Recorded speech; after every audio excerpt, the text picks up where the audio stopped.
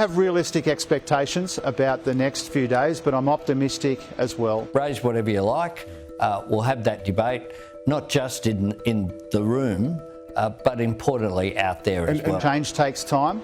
The best kind of change is the change that we embark on together, and that's what's driving us. Greg Brown, you saw the beginning of what was the round table this morning. You went in. What was it that you observed and what was significant? Yes, I did get to go in the cabinet room. It's not every day we get to see that. But it was interesting, the opening of the round table, seeing where everyone was placed by the Treasurer and the Prime Minister. Of course, there's never a conspiracy about these things. It was all randomly allocated. Just so happened Ted O'Brien was right at the end of the table.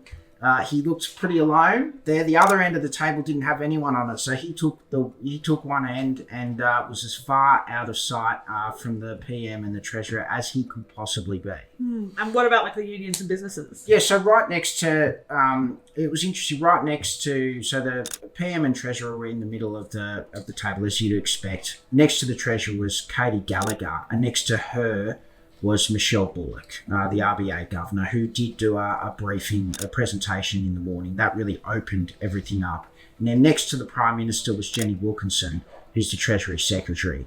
Now, right across from the PM and the Treasurer were former Treasury Secretary Ken Henry, Commonwealth Bank Chief Executive Matt Coman, who interestingly opposed a company tax cut coming into this event. And the third person was Productivity Chair Daniel Wood, who, of course, her 5 Pillars report has really informed this productivity debate, the discussions leading into this. Slightly awkward that 2 of the people sitting there, the union movement has called for the PC to be abolished leading up to this, which has been part of the theatre. So, but certainly that was sort of what you would say, that the other people really at the centre of the table. And then the unions were... the union leaders, Sally McManus and Michelle O'Neill, they were sitting together to the right of Jim Chalmers across the table. And then the business leaders, the representative of the big business groups, they were sprinkled throughout the table. So there wasn't too much of a chance. They had joined forces to submit a proposal together about what they want out of this round table, but there wasn't too much of a chance for them to share notes at the meeting. But totally no conspiracy, all random, right? No conspiracy. And so we've got a lot of different voices here. What are we expecting to be discussed at this round table today between all of those different figures? Well, I think there's a few sessions each day, but the broad points are, it's like, trade and investment, productivity, and also tax, getting the budget on a sustainable footing. I think that what actually comes out of it is a real question mark. Jim Chalmers, when he spoke and put tax on the agenda earlier this year, just after the election, it really did leave open the opportunity to do some big reforms similar to the 1985, what come out of the 1985 tax summit.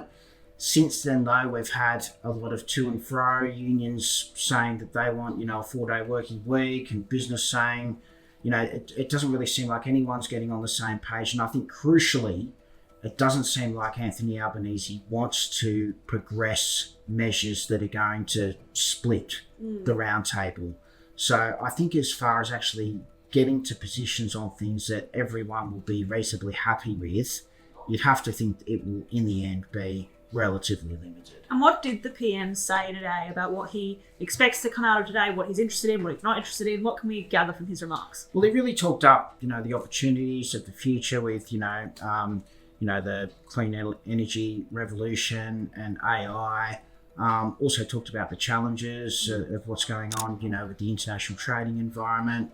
But he sort of said that he wanted to deliver on the mandate of his government, which quite frankly was pretty limited that they took to the last election. But this could provide stepping stones for future policies. And I think that's really talked up the nature of how collaborative his government is. But I think that what will come out of this probably will not so much be firm policies, but it might be policy directions where everyone says, yes, we can do more work in this area or that area, and then more work will be done, and then that will inform budgets over the next few years.